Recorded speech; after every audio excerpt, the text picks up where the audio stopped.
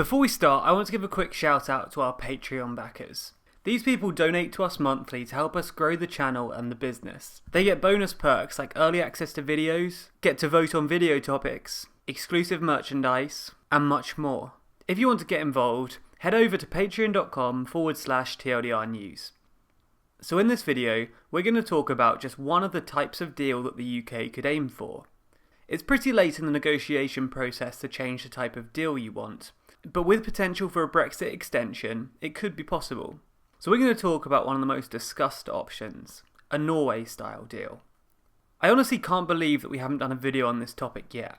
We've covered so many of the other types of deals that the UK could have, but not this one, so here it is. Better late than never. But first things first, what sort of relationship does Norway have with the EU? While Norway isn't a member of the European Union, it is in the European Free Trade Association and in the European Economic Area. The European Free Trade Association is made up of 4 countries: Norway, Liechtenstein, Iceland and Switzerland. All of these countries, except Switzerland, which has its own bespoke deal with the EU, are also part of the European Economic Area, which also includes all 27 EU member states. So what's the difference between being in the European Economic Area and the European Free Trade Association like Norway, and just being in the European Union? Well, being in the European Economic Area means being in the single market, which in turn means accepting the 4 freedoms: the freedom of movement for workers, goods, capital and services.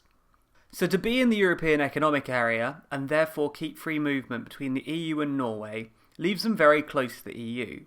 However, Norway isn't committed to a customs union with the EU. It isn't under the jurisdiction of the European Court of Justice, and it isn't in the Common Fisheries policy or the Common Agricultural policy. While Norway isn't committed to a customs union with the EU, the UK, if it wanted a Norway-style deal, would probably have to be in a customs union with the EU. That's why people often refer to a Norway deal as a Norway Plus model. The customs union is what the plus in Norway Plus stands for. A Norway deal plus a customs union. I've said plus far too many times now. This is because being outside of the customs union would mean that the EU would have to carry out rules of origin checks for goods coming from the UK into the EU. This is to ensure that the EU can collect the correct tariffs from imported goods, which would mean some kind of border infrastructure between the UK and EU. As the EU doesn't want a border such as this, they'd likely force the UK to stay within a customs union if they were to follow a Norway-style deal. Norway is allowed to set tariffs on some goods coming in from the EU. Notably, it sets tariffs on alcohol, tobacco, some agricultural produce, and some fishing produce. This is because it's not within the Common Fisheries policy or the Common Agricultural policy, both of which we'll talk about in a second. Again, this requires border infrastructure to enforce these customs checks, which might be difficult between the UK and EU, especially considering the issues between Northern Ireland and Ireland. Not being in a customs union does give Norway an extra bit of freedom to make its own free trade deals, but apparently not too much. It currently only has 2 limited bilateral trade deals, with Greenland and the Faroe Islands. So even if the UK went for a Norway-style deal and somehow got away without having some kind of customs union, it doesn't look like it's going to be that useful for signing loads of massive trade deals. This is why the Norway option is often seen as a damage limitation exercise. It limits the economic cost of Brexit while still retaining some of the benefits, like the ability to make trade deals. Anyway, let's talk about the Common Fisheries policy and Common Agricultural policy, which Norway is exempt from. This basically means that the EU and Norway put tariffs on each other's agricultural and fishing produce, and that fishermen in EU countries are not allowed to fish in Norwegian waters. Norway is not in the Common Agricultural policy, because, and this is a massive simplification, it doesn't want cheaper EU farming produce undercutting its farming industry. This means that Norwegians pay more for food, but it does protect their local agriculture industry. Also, with the GDP per capita 60% higher than that of the UK, I think they can afford to pay a little bit more for food. Norway also isn't in the Common Fisheries policy because, again, massive simplification coming up. Being within the Common Fisheries policy would give the EU fishing fleets access to Norwegian waters. Norway has some of the most plentiful waters in the world, and is after China the second biggest exporter in the world when it comes to fish and seafood products. According to the latest figures in 2017, Norway exports some $11 billion worth of fish each year, which is about 4 times as much as the UK, who exports just under $2.5 billion a year.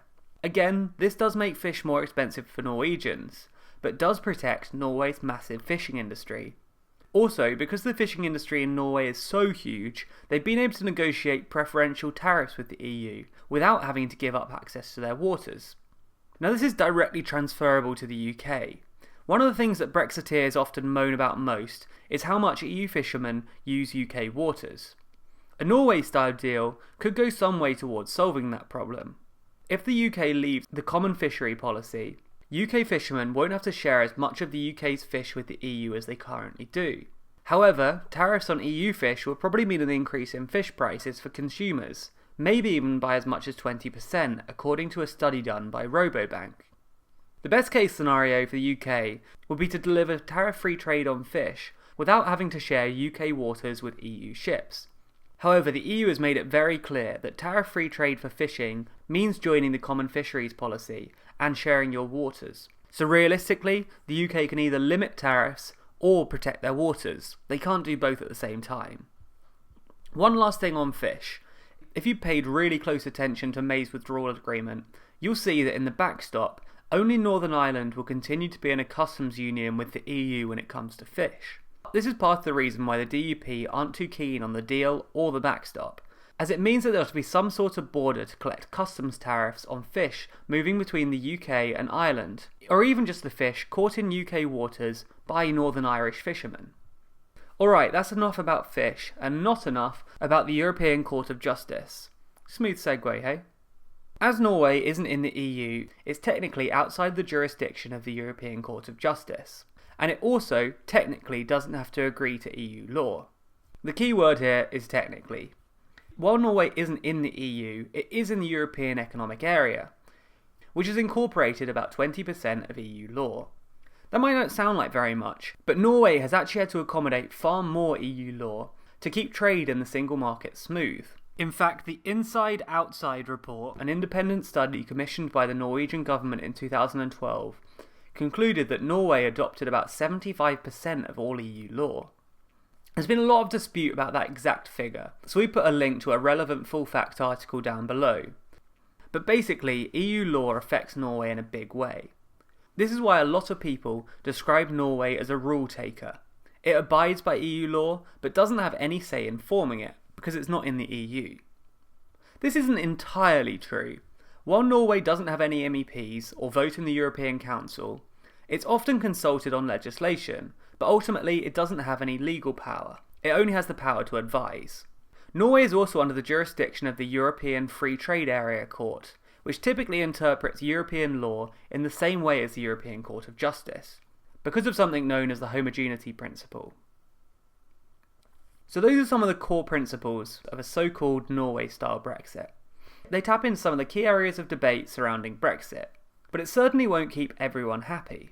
Considering how hard May found it to reach a majority in the House of Commons so far, it's not likely that it will be much easier with a Norway-style deal. If you want to know more about the different kinds of deal that the UK could potentially reach with the EU, take a look at the videos we've made on them. Speaking of deals, we've made multiple videos on the consequences of a no deal, what it means to the UK, short term and in the longer term, even if it could be good for the UK.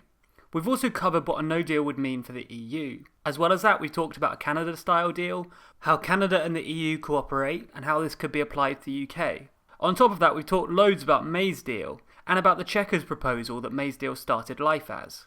We've even discussed what kind of deal all 27 EU countries want, as well as what deal the EU as a whole wants. Basically, if there's anything you want to know about deals, we have it somewhere. If there's any other kind of deal you want to hear us cover, then make sure to comment below to let us know. Make sure you subscribe to our channel if you've enjoyed this video, and if you already have subscribed, remember to hit the bell icon so you don't miss out on any of our future videos. Also, you can follow us across all of the other social media platforms simply by searching for TLDR News.